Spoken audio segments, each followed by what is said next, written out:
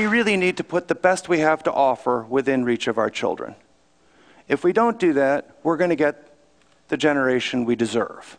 They're going to learn from whatever it is they have around them.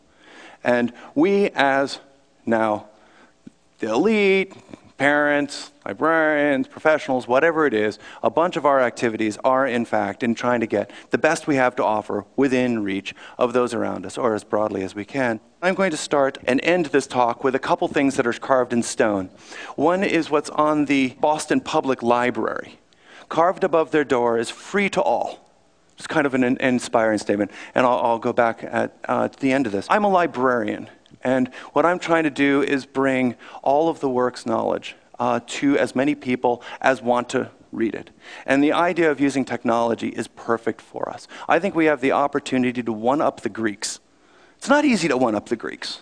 But with the industriousness of the Egyptians, they were able to build a Library of Alexandria, the idea of a copy of every book of all the peoples of the world. The problem was, you actually had to go to Alexandria to go to it. On the other hand, if you did, then great things happened. I think we can one-up the Greeks and achieve something. And I'm going to try to argue only one point today, that universal access to all knowledge is within our grasp. So if I'm successful, then you'll actually come away thinking, yeah, we could actually achieve the great vision of everything ever published, everything that was ever meant for distribution, available to anybody in the world that's ever wanted to have access to it. Yes, there's issues about how money should be distributed, and that's still being refigured out. But I'd say there's plenty of money and there's plenty of demand, so we can actually achieve that. But I'm going to go over the technological, social, and sort of where are we as a whole trying to get to that particular vision. And the way I'm going to try to do this is do it like the Amazon.com website. The books, music, video, and just go step media type by media type to go and say, all right, how are we doing on this? So if we start with books, so where are we? Well, first you have to, as an engineer, scope the problem. How big is it? If you wanted to put all of the published works online so anybody could have it available, well, how big a problem is it? Well, we don't really know, but the largest print library in the world is the Library of Congress. It's 26 million volumes, 26 million volumes. It's by far and away the largest print library in the world. And a book, if you had a book, is about a megabyte. So, if you had it in Microsoft Word. So a megabyte, 26 million megabytes is 26 terabytes. It goes mega, giga, tera. 26 terabytes. 26 terabytes fits in a computer system that's about this big on spinning Linux drives, and it costs about $60,000. So for the cost of a house, or around here a garage, you can have spinning all of the words in the Library of Congress. That's pretty neat. Then the question is what do you get if, is it worth trying to get there? Do you actually want it online? Some of the first things that people do is they make book readers that allow you to search inside the books, and that's kind of fun, and you can download these things and look around them in new and different ways, and you can get at them remotely if you happen to have a laptop. There's starting to be some of these sort of page-turny interfaces that look a whole lot like books in certain ways, and you can search and make little tabs, and it's kind of cute, still very book-like on your laptop. But I don't know, reading things on a laptop, whenever I pull out my laptop, it always feels like work. I think that's one of the reasons why the Kindle is so great. I don't have to feel like I'm at work to read a Kindle. It's starting to be a little bit more specified. But I have to say that there's older technologies that I tend to like. I like the physical book. And I think we can go and use our technology to go and digitize things, put them on the net, and then download, print them, and bind them, and end up with books again. And we sort of said, well, how hard is this? And it turns out to not be very hard. We actually went off to make a bookmobile. And a bookmobile the size of a van with a satellite dish, a printer, binder, and cutter, and kids make their own books. It costs about $3 to download, print, and bind a normal old book. And they actually come out kind of nice looking. You can actually get really good looking books for on the order of 1 penny per page, sort of the parts cost for doing this. So the idea of this technology actually may end up putting books back in people's hands again. There are some other bookmobiles running around. This is Eric Eldred making books at Walden Pond, Thoreau's works. This is just before he got kicked out by the Park Service for competing with the bookstore there. In India, they've got another couple bookmobiles running around, and this is the opening day at the Library of Alexandria, the new Library of Alexandria in Egypt. It was quite popularly attended, and kids starting to make their own books, and a happy kid with the first book that he's ever owned. So the idea of being able to use this technology to end up with paper back in hand sort of sounds a little retro, but I think it still has its place. And being sort of from the Silicon Valley sort of utopian sort of, sort of world, we thought, if we can make this technology work in rural Uganda, we might have something. So we actually got some funding from the World Bank to try it out. And we found in about 30 days, we could go and take a couple folks from Silicon Valley, fly them to Uganda, buy a car, set up the first internet connection at the National Library of Uganda, figure out what they wanted, and get a program going making books in rural Uganda. And it actually, so technologically, it works. What we found out of this is we didn't have the right books. So the books were in the library, we could get it to people if they were digitized, but we didn't know how to quite get them digitized. Everybody thought the answer is send things to India and China. And so we've tried that, and I'll go over that in a moment. There are some newer technologies for delivering that have happened that are actually quite exciting as well. One is a print-on-demand machine that looks like a Rube Goldberg machine. We have one of these things now. It's completely cool. It's a little conveyor belt, and it makes a book. And it's called the Espresso Book Machine. In about 10 minutes, you can press a button and make a book. Something else I'm quite excited about in this particular domain, beyond these sort of kiosk-y things where you can get books on demand, is some of these new little screens that are coming out. And one of my favorites in this is the $100 laptop. And I don't mean to steal any thunder here, but we've gone and used one of these things to be an ebook reader. So here's one of the beta units. And it actually turns out to be a really good-looking ebook reader. And we have a quick hack that we did to try to put one of our books on it. And it turns out that 200 dots per inch means that you can put scanned books on them that look really good. At 200 dots per inch, it's kind of the equivalent of the 300 dot per inch laser printer. We're in good enough shape. You actually can go and read scanned books quite easily. So the idea of electronic books is starting to come about. But how do you go about doing all this scanning? So we thought, okay, well, let's try out this send books to India thing. And there's a project with was funded by the National Science Foundation and sent about to scanners, and the American libraries were supposed to send books. Well, they didn't. They didn't want to send their books, so we bought 100,000 books and sent them to India. And then we learned why you don't want to send books to India.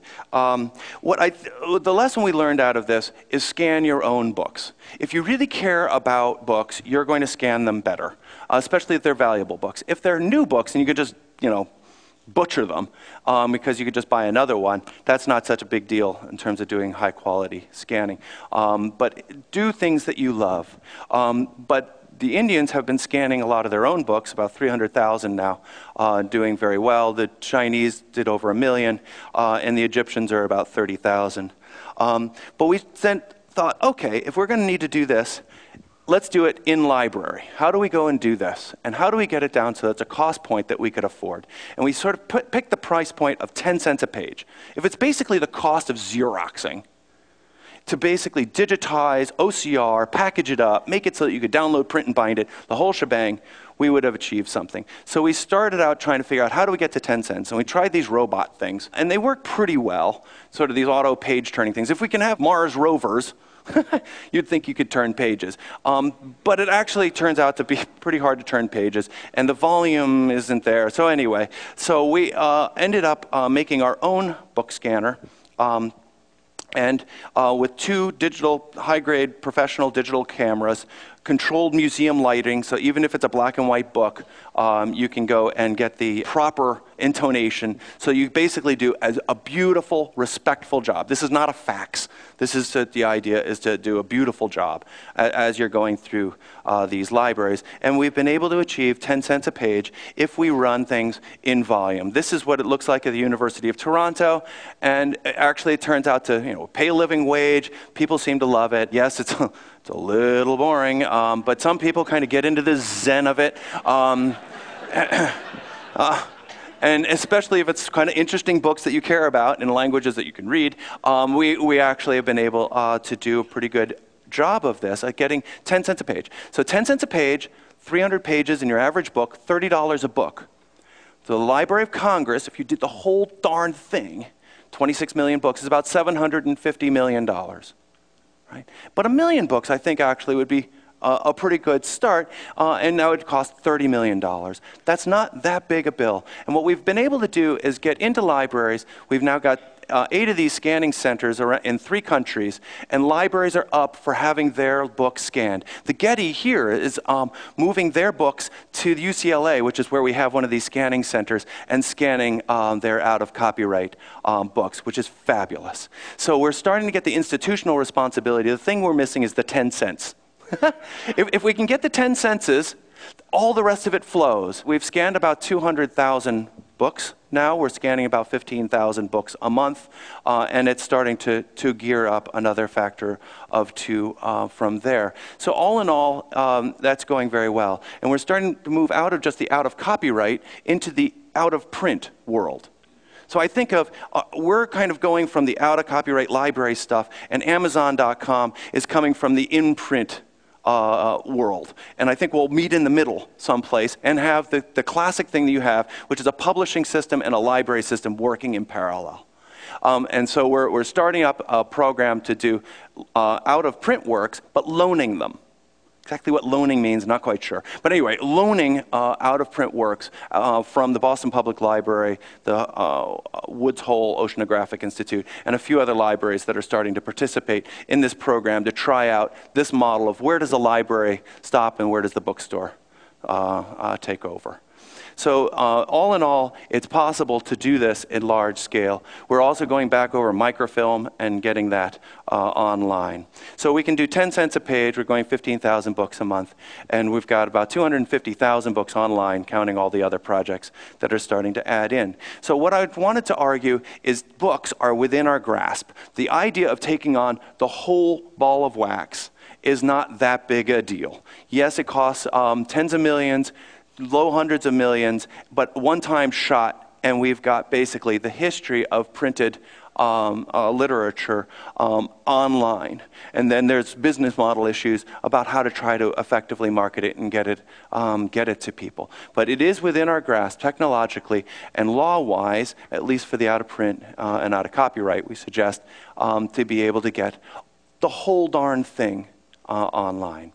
Now let's go for audio, and I'm going to go through these. So how much is there? Well, as best we can tell, there are about 2 to 3 million discs having been published. So 78s, long-playing records, and CDs. Or at least that's the largest archives of published materials we've been able to sort of point at. It costs about $10 a piece to go and take a disc and put it online if you're doing things in volume. But we've found that the rights issues are really quite thorny. This is a fairly heavily litigated area, so we've found that there are niches in the music world that aren't served terribly well by the classic commercial publishing system, and we've been starting to make these available by going and offering shelf space on the net. In the United States, it doesn't cost you to give something away, right? If you give something to the charity or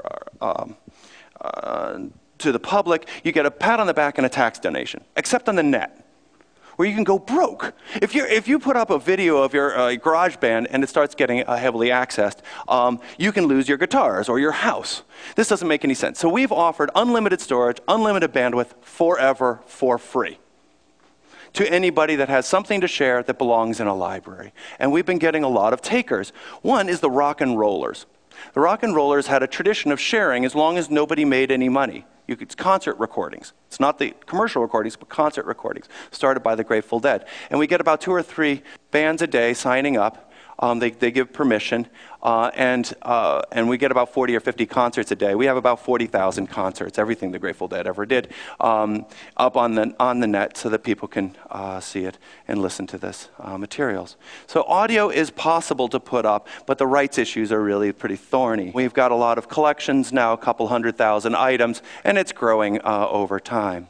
Moving images. If you think of theatrical releases, there are not that many of them. As best we can tell, there are about 150,000 to 200,000 movies ever that are really meant for large-scale theatrical distribution. It's just not that many. About half of those were Indian. But anyway, it's doable, but we've only found about 1,000 of these things that to be out of copyright, so we've digitized those and made those available. But we found that there's lots of other types of movies that haven't really seen the light of day, archival films. We've found also a lot of political films, a lot of amateur films, all sorts of things that are basically needing a home, a permanent home. So we've been starting to make these available, and it's grown to be very popular. We're not quite a YouTube. We tend to towards longer term things and also things that people can reuse and make into new movies, which has been just been great fun. Television comes quite a bit larger. We started recording 20 channels of television 24 hours a day. It's sort of the biggest TiVo box you've ever seen. It's about a petabyte so far of worldwide television. Russian, Chinese, Japanese, Iraqi, Al Jazeera, BBC, CNN, ABC, CBS, NBC, 24 hours a day. We only put 1 week up, which is mostly for cost reasons, which is the 9/11, sort of from 9/11, 2001 for 1 week. What did the world see? CNN was saying that Palestinians were dancing in the streets. Were they? Let's look at the Palestinian television and find out. How can we have critical thinking without being able to quote and being able to compare what happened in the past? And television is dreadfully unrecorded and unquotable, except by Jon Stewart, who does a fabulous job. So anyway, television is, I would suggest, within our grasp. So $15 per video hour and also about $100 to $150 per celluloid hour, we're able to go and get materials online very inexpensively and have them up on the net, and we've got now a lot of these materials. So we've got about 100,000 pieces up there. So books, music, video, software, there's only 50,000 titles of it. Mostly the issues there are legal issues and breaking copy protections. But we've worked through some of those, but we've still got real problems in Washington. What we're best known as the World Wide Web. We've been archiving the World Wide Web since 1996. We take a snapshot of every website and all of the pages on it every 2 months. And actually, it's really been pioneered by Alexa Internet, which donates this collection to the Internet Archive, and it's been growing along for the last 11 years. And it's a fantastic resource, and we made a Wayback Machine that you can then go and see old websites kind of the way they were. If you go and search on something, this is google.com, the different versions of it that we have, this is what it looks like when it was an alpha release, and this is what it looked like at Stanford. So anyway, you get basically an idea of where things came from. Mostly people want to see their old stuff out of this. If there's one thing that we want to learn from the Library of Alexandria version 1, which is probably best known for burning, is don't just have one copy. So we've started to, we've made another copy of all of this, and we actually put it back in the Library of Alexandria. So this is a picture of the Internet Archive at the Library of Alexandria, and we now have also another copy building up in Amsterdam. So I figured we should put it in the San Andreas Fault Line in San Francisco, flood zone in Amsterdam, and in the Middle East. Right, so anyway, so we're hedging our bets here. If we go and put it in a couple more places, I think we'll be in good shape. There's a political and social question out of this. Is all of this, as we go digital, is it going to be public or private? There are some large companies that have seen this vision, that are doing large-scale digitization, but they're locking up the public domain. The question is that the world that we really want to live in? What's the role of the public versus the private as things go forward? How do we go and have a world where we both have libraries and publishing in the future, just as we basically benefited as we were growing up. So universal access to all knowledge, I think it can be one of the greatest achievements of humankind. Like the man on the moon, or the Gutenberg Bible, or the Library of Alexandria. It could be something that we're remembered for millennia, for having achieved. And as I said before, I'll end with something that's carved above the door of the Carnegie Library. Carnegie, one of the great capitalists of this country, carved above his legacy, free to the people. Thank you very much.